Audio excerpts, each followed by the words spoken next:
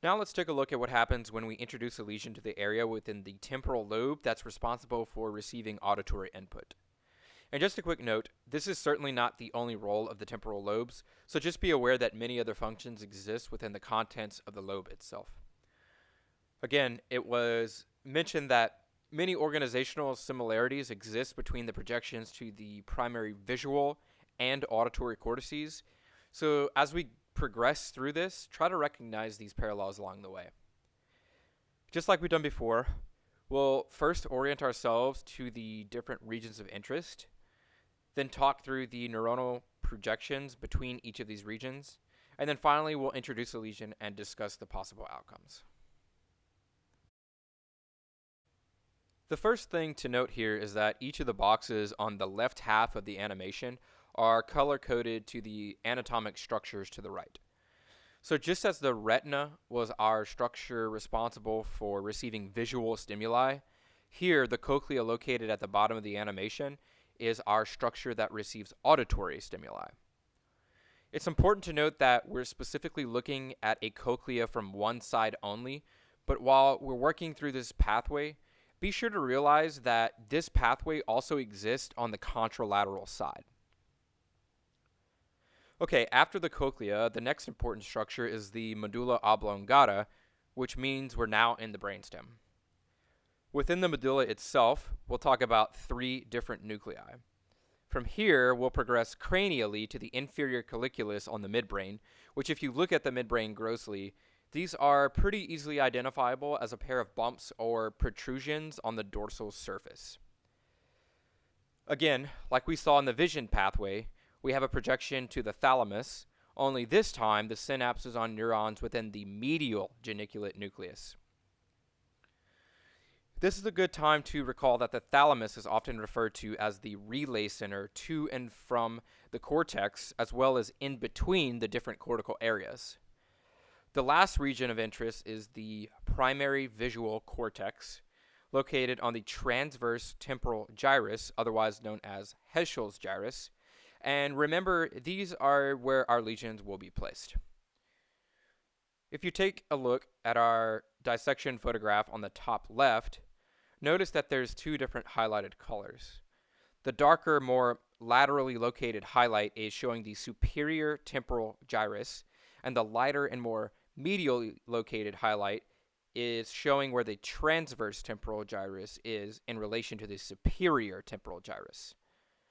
Lastly, note that the pinkish highlight showing Heschel's gyrus is color-coded to the coronal slice of the brain that's part of our animated pathway. If you take a look at the bottom of the animation where our single cochlea is located, you'll see our first medullary afferent projection coursing its way through as the spiral ganglion. A ganglion is essentially just a collection of cell bodies. The axons from here synapse on the ventral and dorsal cochlear nuclei of the medulla and are referred to as the auditory nerve fibers. For our purposes here, the dorsal cochlear nucleus does not send any more projections, but you'll notice that the ventral cochlear nucleus projects medially to the superior olivary nucleus.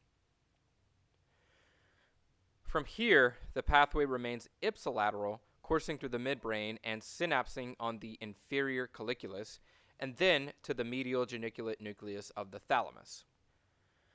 Finally, this MGN sends the final projection to the primary auditory cortex through what is known as the acoustic radiation. Now come back to the ventral cochlear nucleus. Things get a bit interesting from here. Not only does the ventral cochlear nucleus project to the ipsilateral superior olivary nucleus, but it also sends a projection to the contralateral superior olive, animated in pink. From here, the regional synapses are essentially the same as the ipsilateral one, but it's super important to realize that from this lateral lemniscal pathway all the way to the primary auditory cortex within the temporal lobes, there are both ipsilateral and contralateral projections.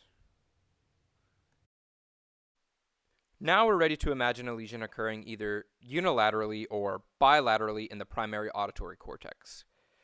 Again, this is the area outlined in the pinkish highlight in both the coronal slice as well as the lateral view picture. Let's say we place a lesion in the left temporal lobe's primary auditory cortex. Using the pathways just covered, take a minute to make a postulation about what you think the experience deficit will be. Okay, remember that our critical point is located at our cochlear nuclei in the medulla.